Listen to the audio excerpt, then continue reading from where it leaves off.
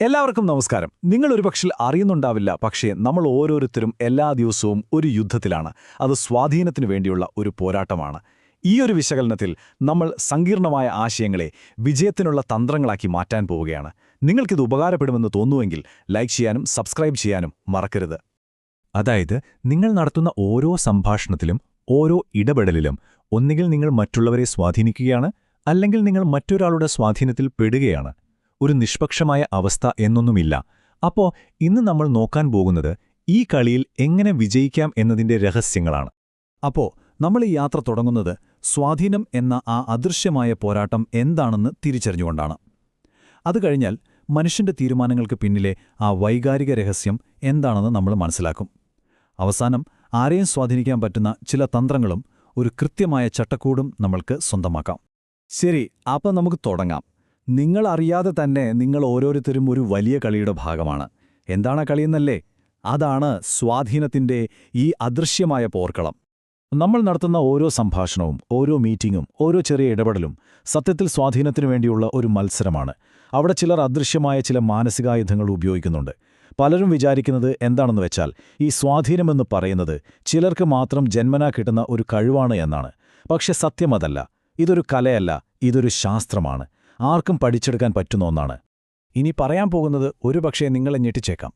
അതായത് 99% ആളുകളും മറ്റാരുടെയോ ഒരു ഗെയിമിലെ കരുക്കൾ മാത്രമായിട്ടാണ് ജീവിക്കുന്നത്.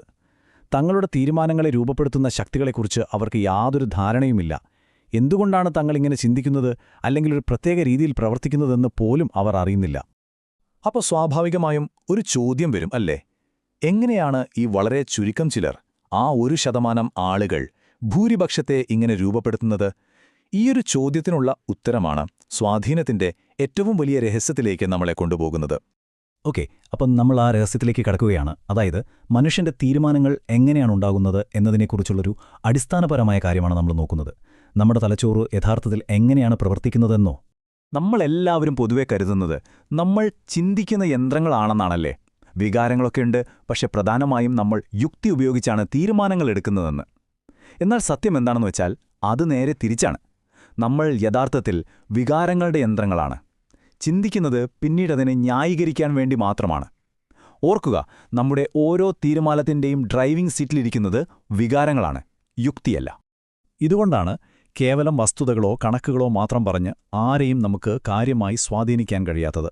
ഒരാളുടെ മനസ്സ് മാറ്റണമെന്നുണ്ടെങ്കിൽ നിങ്ങൾ അവരുടെ യുക്തിയോടല്ല തർക്കിക്കേണ്ടത്, പകരം അവരുടെ വികാരങ്ങളെയാണ് മാറ്റേണ്ടത്. അതായത്, തലച്ചോറിനോട് സംസാരിക്കുന്നതിന് പകരം ഹൃദയത്തോട് സംസാരിക്കണം. അപ്പോൾ തീരുമാനങ്ങൾ എടുക്കുന്നത് വികാരങ്ങളാണെങ്കിൽ അടുത്ത ചോദ്യം ഇതാണ്: ആ വികാരങ്ങളെ നമുക്ക് എങ്ങനെ രൂപപ്പെടുത്താം? അതിന് സഹായിക്കുന്ന ടൂൾസ് എന്തൊക്കെയാണ്? ഇതിനായി 6 പ്രധാനപ്പെട്ട തത്വങ്ങളുണ്ട്. ഇവയെ മനുഷ്യന്റെ പെരുമാറ്റത്തെ നിയന്ത്രിക്കുന്ന 6 സൈക്കോളജിക്കൽ സ്വിച്ചുകൾ എന്നു വേണമെങ്കിൽ പറയാം. പ്രത്യുപകാരം, സാമൂഹിക അംഗീകാരം, അധികാരം, പ്രതിബദ്ധതയും സ്ഥിരതയും, ഇഷ്ടം, പിന്നെ ദൗർലഭ്യം.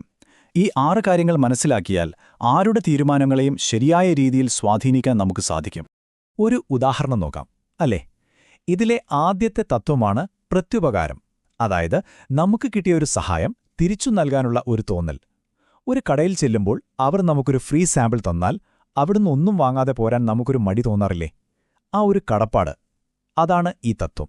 നമ്മൾ ആദ്യം എന്തെങ്കിലും കൊടുത്താൽ തിരികെ നൽകാൻ മറ്റുള്ളവർക്ക് ഒരു പ്രേരണയുണ്ടാകും. അപ്പോൾ ഈ 6 ടൂൾസ് നമ്മുടെ കയ്യിലുണ്ട്. പക്ഷേ ഈ ടൂൾസ് കയ്യിലുണ്ടായിട്ട് മാത്രം കാര്യമില്ല. ഇത് എവിടെ, എങ്ങനെ, എപ്പോഴുപയോഗിക്കണം എന്നറിയണം. അതിനൊരു കൃത്യമായ ഗെയിം പ്ലാൻ ആവശ്യമാണ്.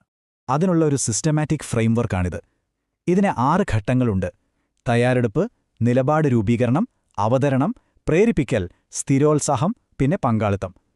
ഈ 6 സ്റ്റെപ്പുകളിലൂടെ പോകുമ്പോൾ നിങ്ങളുടെ സ്വാധീനം വെറുമൊരു ഭാഗ്യപരീക്ഷണമാവില്ല, മറിച്ച് അതൊരു വിജയപദ്ധതിയായി മാറും. പക്ഷേ മിക്ക ആളുകൾക്കും തെറ്റുപറ്റുന്നത് എവിടെയാണെന്നറിയോ? അവർ ഇതിലെ 1ാമത്തെ സ്റ്റെപ്പ് ഒഴിവാക്കും: തയ്യാറെടുപ്പ്. അവർ തുടങ്ങുന്നത് തന്നെ എനിക്കെന്തു വേണം എന്ന് ചിന്തിച്ചുകൊണ്ടാണ്. പക്ഷേ യഥാർത്ഥത്തിൽ തുടങ്ങേണ്ടത് മറ്റേയാൾക്ക് എന്തു വേണം എന്ന് ചിന്തിച്ചുകൊണ്ടാണ്. അതാണ് ഏറ്റവും വലിയ വ്യത്യാസം. അപ്പോൾ ഈ മനഃശാസ്ത്രപരമായ അറിവും ആ കൃത്യമായ ഗെയിം പ്ലാനും ഒരുമിച്ച് ചേരുമ്പോൾ എന്തായിരിക്കും സംഭവിക്കുക? അവിടെയാണ് നിങ്ങളുടെ മാറ്റം സംഭവിക്കുന്നത്. ഈ ശക്തികളാൽ അറിഞ്ഞോ അറിയാതെയോ നിയന്ത്രിക്കപ്പെടുന്ന ഒരാളായി തുടരുന്നതിനു പകരം നിങ്ങൾ ആ ശക്തികളെ ബോധപൂർവം ഉപയോഗിക്കാൻ തുടങ്ങുന്നു. അതായത്, ഒരു ചെസ് ബോർഡിലെ കരുവെന്ന നിലയിൽ നിന്ന് ആ കളി നിയന്ത്രിക്കുന്ന കളിക്കാരനായി നിങ്ങൾ മാറുന്നു. അപ്പോൾ നിങ്ങൾ സ്വാധീനിക്കപ്പെടുന്ന അവസ്ഥയിൽ നിന്ന് മാറി മറ്റുള്ളവരെ ശരിയായ ദിശയിലേക്ക് സ്വാധീനിക്കുന്ന ഒരാളാകാൻ തയ്യാറാണോ? ഈ അറിവ് നിങ്ങൾക്കൊരു പുതിയ ശക്തിയാണ് നൽകുന്നത്. ഇനി തീരുമാനം നിങ്ങളുടേതാണ്. നിങ്ങളുടെ ജീവിതമാകുന്ന ഈ കളിയിൽ വെറുമൊരു കരുവായി തുടരണോ അതോ കളി നിയന്ത്രിക്കുന്ന കളിക്കാരനാകണോ?